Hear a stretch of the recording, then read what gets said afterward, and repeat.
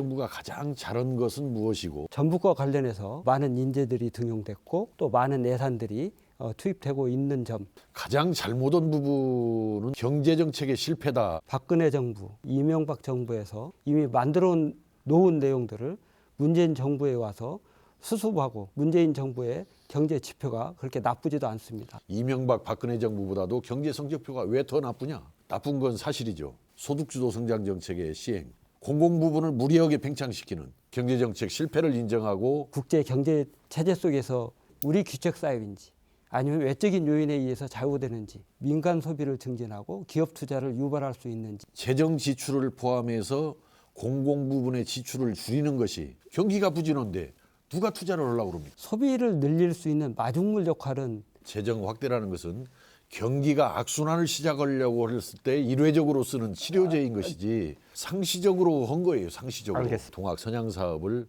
체계적으로 발굴해서 이렇게 정비해 나가는 반드시 기록유산이 세계 기록유산으로 등재가 되면은 농업의 공익가치에 대해서 제도적 보장을 한다 내용들이 입법화돼서 제도적 장치를 마련했더라면 못했다라기보다는 농어민 공익수당을 농업뿐만 아니라 축산, 어업까지 확대를 해서 2배로 늘리되 재원적인 뒷받침이 필요하기 때문에 기금이나 특별회계를 만들어서 운영할 필요가 있겠다. 후보 배우자께서 평균 나이 60세가 넘는 반말로 호통을 치고 수차례 손으로 책상을 답변을 쳐가면서 취약하시죠. 소리를 지르고 심하게 질책했다. 뭐 우리 집사람 성격도 잘 알 거고 맞다, 그러다라고 답변을 명확하게 하기는 한계가 있어요. 그것은 바람직한 답변은 아니라고 생각합니다. 마음의 상처를 받았다면 유감이라고 생각합니다.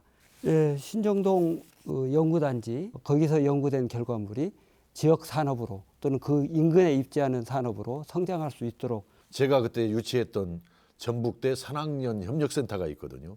신약 개발, 어떤 제약 산업의 메카가 될 수 있을 것이다. 배우자 갑질 논란, 선거법 위반 논란도 좀 많이 생기는 것 같아요. 선관위에 몇 차례 가서 출석해서 조사를 받았습니까? 좀 도에 지나친 것 같고요. 몇 차례라고 밝히기는 좀 뭐 받은 적은 있죠. 조사를 받은 적은. 적 있습니다. 그 인사장을 불특정 다수에게 많이 배포를 했다. JB 포럼, 유사선거사무소 기능을 한 거 아니냐. 아니면 아니라고 해명을 해준다라든지.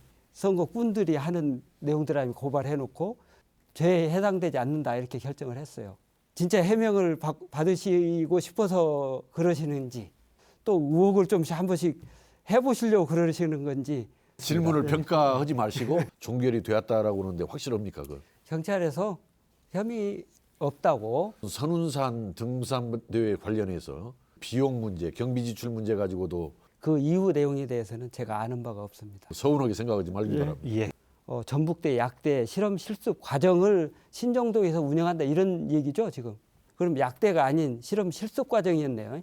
임상을 하는 부분은 전북대 병원이 있는 곳에서 운영을 하는 그 과정을 운영하는 것이 맞겠다. 실험 실습 위주의 학부 과정은 정읍에서 운영을 하겠다. 이게 전북대의 방침이기 때문에 일부 기능인 실험 실습 분야만 여기 와서 하는 거를 약대를 유치했다 이렇게 표현하는 것은 제약 약사, 연구 약사를 위해서는 실험 실습 과정이 그냥 일반 강의실에서 강의를 듣는 것보다는 매우 중요한 비중을 차지하고 있는 것입니다. 잠깐만요. 괜히 그것을 폄하해서 보려는 아니 내용은 이제 수업 받고 이렇게 하는 걸 보통 약대라고 그래요. 전북대 약대에 실험 실습 과정을 유치했다 이렇게 하는 게 가장 정확한 표현인데 실험 실습 과정이라고 해서 이것이 가치가 떨어지는 것은 아니다. 아까 경제 성장률은 아주 나빠졌지만 네.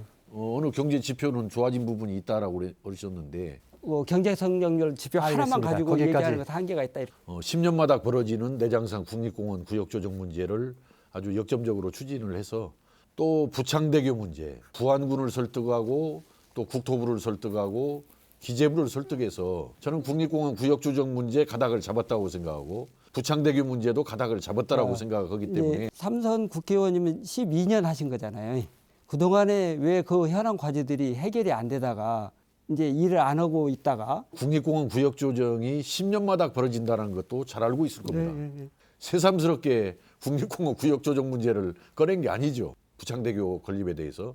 이것이 뭐 선거를 앞두고 있어가지고 뭐 선거를 겨냥해서 이야기했다 하는 것은 그 저간의 사정을 잘 모르시고 하시는 말씀 같고. 제가 좀 지금 결과로서 보여줘야 될 내용인데 지금 삼선이 끝나는 와중에 고창과 영광 문제가 그렇게 해결하는데 예. 그 앞에 걸림돌들이 막아져 있는 거예요.